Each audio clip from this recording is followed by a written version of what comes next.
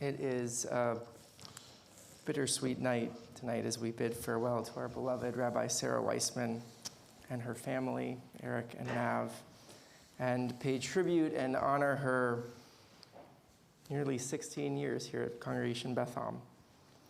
The rabbis of the Mishnah, who may be, along with the rabbis of the Talmud, I think Rabbi Sarah's most favorite group of rabbis of all time, taught, Rabban Gamliel used to say, appoint for yourself a teacher, avoid doubt, and do not make a habit of tithing by estimation. In his commentary on this Mishnah, Rabbeinu Yonah explains that this is meant to teach us that it is permissible, encouraged even, for someone to take their colleague as their mentor. Now, Rabbeinu Yonah adds that even though he is not more wise, that he is not more wise than he, but that's simply not the case in this particular situation. Because, explains Yonah, there are times when even as learned individuals, we find ourselves in doubt and need the insight and advice of others whom we trust. And of course, don't estimate your tithing. We should hold ourselves to a high standard in matters of holiness. When I first got to Beth Am, Rabbi Martyr was on sabbatical, and the cantor and Rabbi Prosnit were on vacation. So in many ways, Sarah was my first supervisor here. She took to decorating my office, replete with pictures of llamas, along with the rest of the staff, showing me around campus, introducing me to congregants, and giving me my marching orders in those first couple of weeks. And she was such a big part of making me feel welcomed and trusted as Beth Am's newest rabbi. Still Beth Am's newest rabbi.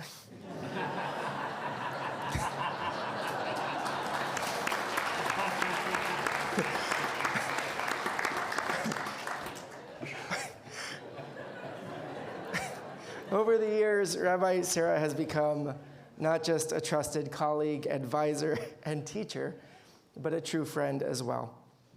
As a rabbi, I know that so much of what a rabbi does is not visible to the entire congregation.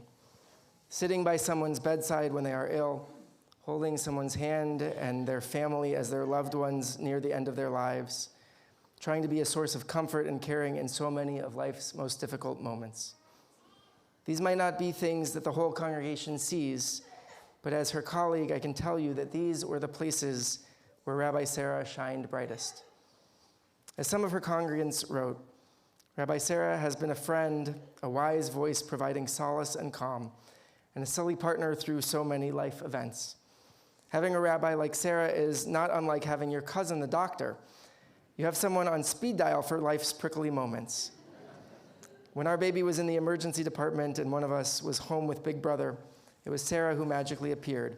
A nurse came in to say, in a low, serious voice, "The rabbi is here."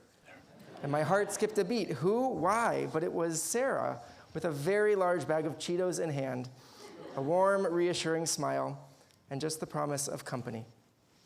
That baby is now 9.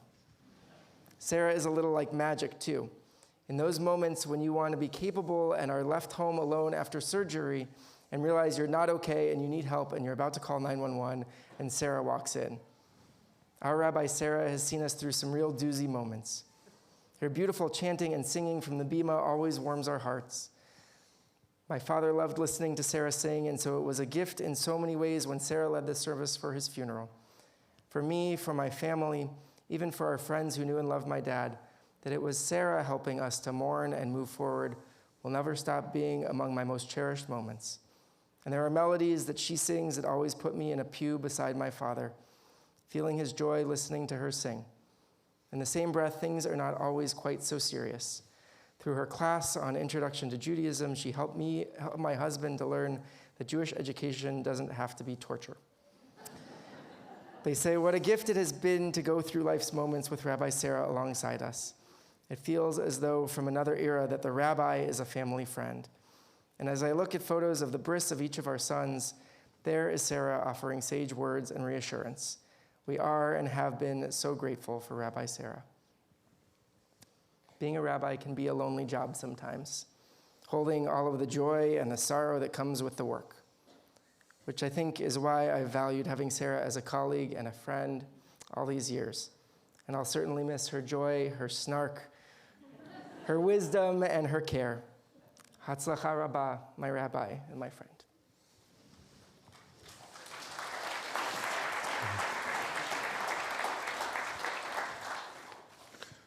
It's fitting that we are celebrating Rabbi Sarah Weissman this Shabbat in the Hebrew month of Adar.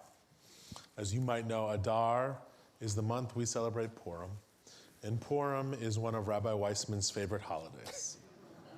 It's filled with items that Rabbi Weissman loves: colors and sweets and tzedakah and merriment and song and just a little bit of trauma. It's a fantastic biblical holiday where we read Megillat Esther, the scroll of Esther, and we tell the story of the saving of the Jews of Shushan. One of the most famous lines of the Megillah, and it's part of our Havdalah liturgy as well, are the words, La Yehudim haita ora v'simcha v'sason vikar. The Jews had light and joy and gladness and honor. On this Shabbat, we celebrate with light and joy and gladness and honor. And we thought it would be fitting to think of Rabbi Weissman with regard to some of our Purim characters. First, Sarah is like Vashti. Vashti is a figure of resistance and defiance against patriarchal norms. Vashti's refusal to obey the king's commands to display herself at his banquet aligns with feminist principles of agency and bodily autonomy, powerfully rejecting the objectification and control of women. This is true to Sarah as well, a person and a rabbi willing to challenge societal structures that perpetuate gender inequality and advocate for women's rights and autonomy. She does so with a firm moral compass, recognizing right from wrong, and is unwilling to be taken advantage of. She's a fighter for the most vulnerable and lives the Torah's mandate to protect the stranger, widow, and orphan. Sarah is like King Ahasuerus. While the king is a farcical figure in the Purim story, he's certainly delighted in entertainment, revelry, and socializing, seeking to create an atmosphere of merriment and celebration. For those who know Sarah well, she has quite an ability to be lighthearted and silly. She is very good at being able to take a joke, and she is known to enjoy a good party, especially on Purim. In fact, it was after a Purim at Congregation Beth Am that she met Eric. 4 margaritas later, it wasn't quite at a massive regal ball, but a divey Palo Alto bar. Sarah is like Mordechai. Mordechai in the Purim story is the defender and promoter of Jewish heritage, unwilling to engage in acts of idolatry and displaying a willingness to stand up proudly to those who threaten his Jewish identity. Famously, he refuses to bow down to Haman. Haman. Sarah is like Mordechai, delighting in study and prayer, whether it's teaching Torah, singing our liturgy, or teaching our students. She has a unique ability to be soulful and erudite. She brings the best of Jewish wisdom to life as a leader and a mentor in our Jewish community. And then, of course, finally, Sarah is like Esther. The hero of the Purim story possesses courage and resilience in the face of adversity. Queen Esther demonstrated the ability to navigate complex situations with intelligence, tact, and diplomacy, as Esther did when she strategically revealed Haman's plot to the king.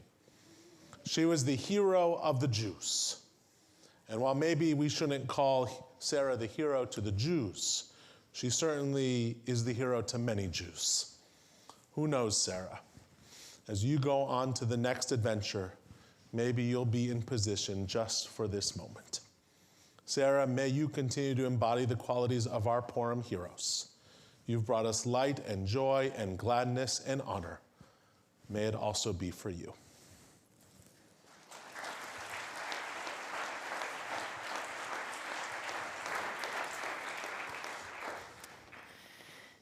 If you asked me, I could write a book about all of Rabbi Sarah Weissman's wonderful qualities. She's wise, kind, whip-smart, funny, graceful, talented, and true.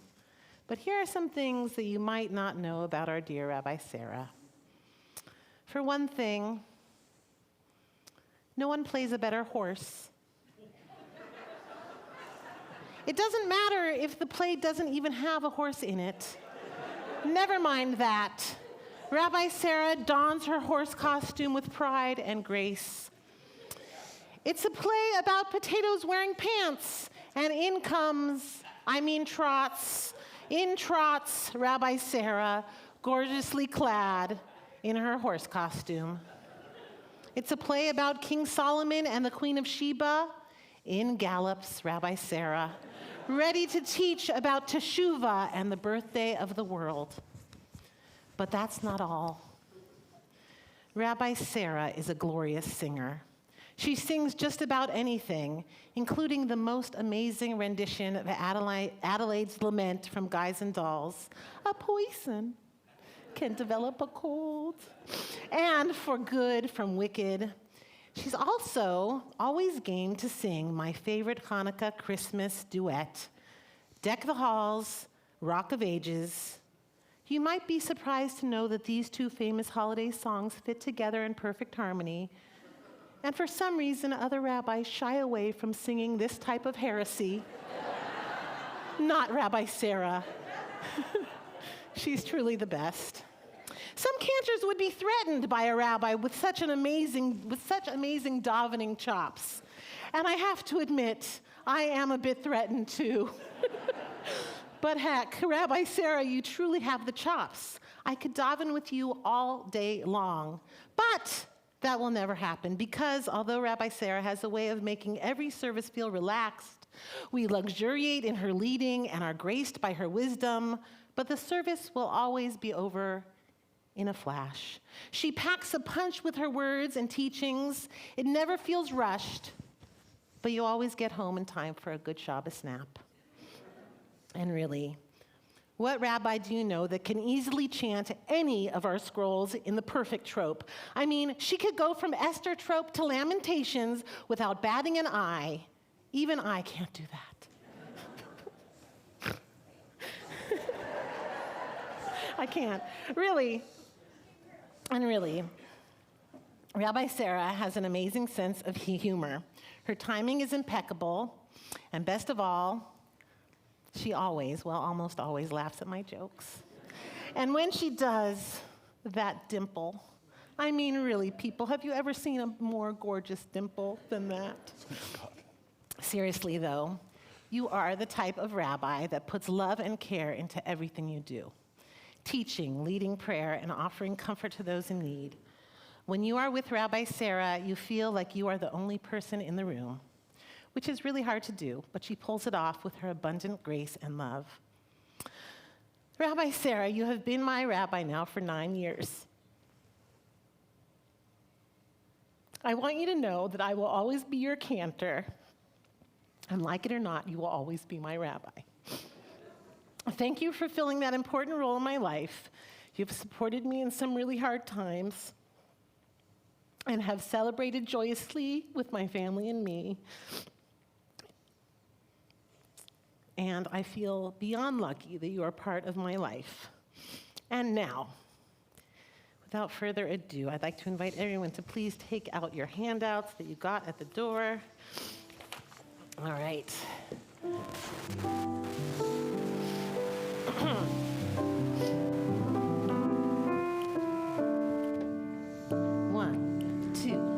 One, two, three. Will you please pay attention? It's time now to mention the rabbi we've loved all these years. Sing a song she adores by her favorite metaphor.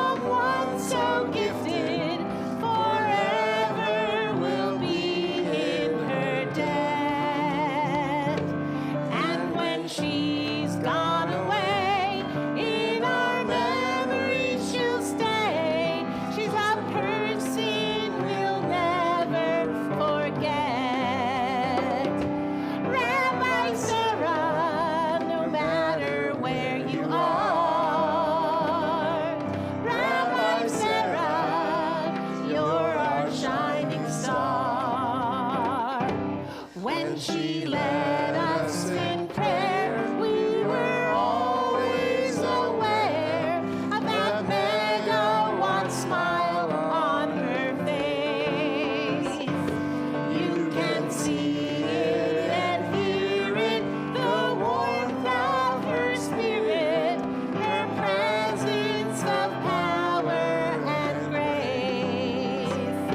She could teach you Gemara today and tomorrow. She channels the rabbis of old, and her insights and humor enchanted the boomers. Each lesson an hour of gold. Rabbi Sarah, wise beyond your age.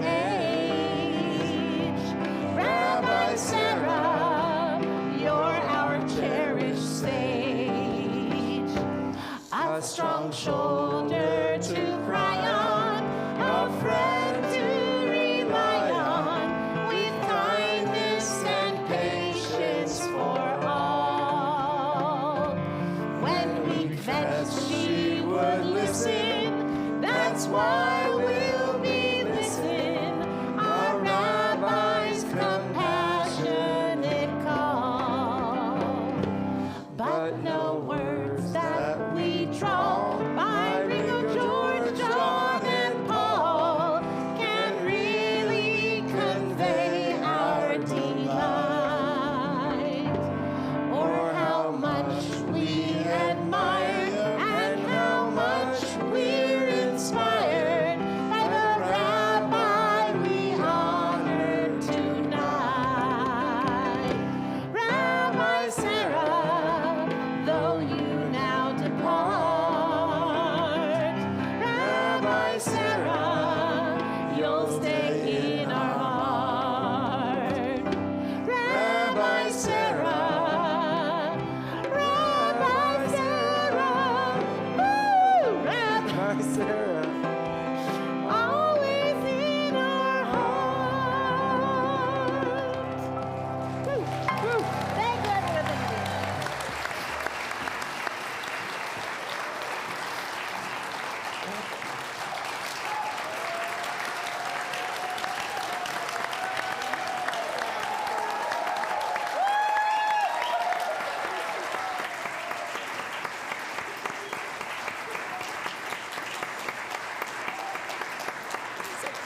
Thank you.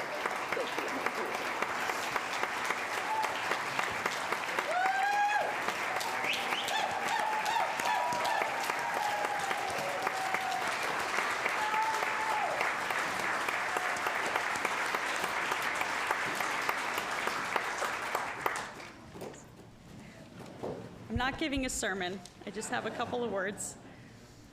In November 2008, I was installed as the assistant rabbi at Beth Am, and I want to share just a few sentences from my remarks that night. Here's what I said. Most of all, I became a rabbi because of all of you. I grew up in the loving arms of my Jewish community, so I resolved to help create and sustain more communities that would do the same for others.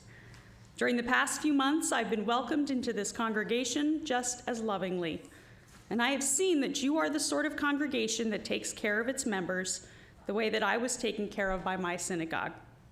You have already been great teachers to me. In seeing how you care for and support each other, in hearing your stories, in celebrating and mourning with you, I'm learning how to be a better Jew and a better rabbi. It was true in 2008, and it is even truer today. Thank you for teaching me.